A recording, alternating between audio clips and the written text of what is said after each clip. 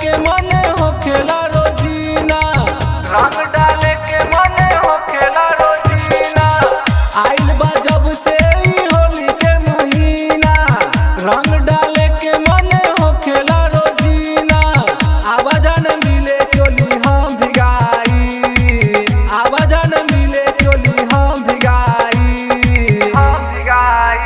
ओई होलिया में रहे जाने लहंगा रंगाए, ओई होलिया में रहे जाने लहंगा रंगाए। जब सोचा तारा जान अब उ ना हो पाए, तोहरा बिना तोहरा बिना तोहरा बिना हम होलिया के महाजा उठाए। ओही होलिया में रहे जाने लहंगा रंगाए, होलिया में रहे जाने लहंगा, होलिया में रहे जाने ओई होलिया में रहे जाने, ओई होलिया में रहे जाने लहंगा रंगाए।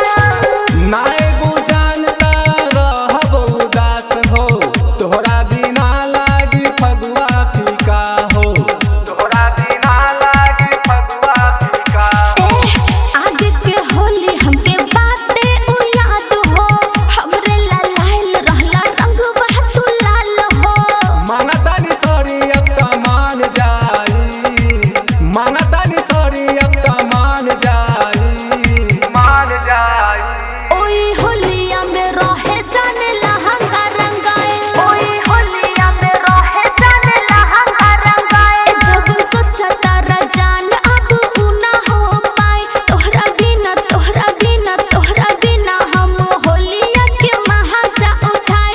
ओही होलिया में रहे जाने लहंगा रंगाए, होलिया में रहे जाने लहंगा, होलिया में रहे जाने ओई होलिया में रहे जाने, ओई होलिया में रहे जाने लहंगा रंगाए। अभी आप सुन रहे हैं जय श्री कैसेट कंपनी की प्रस्तुति।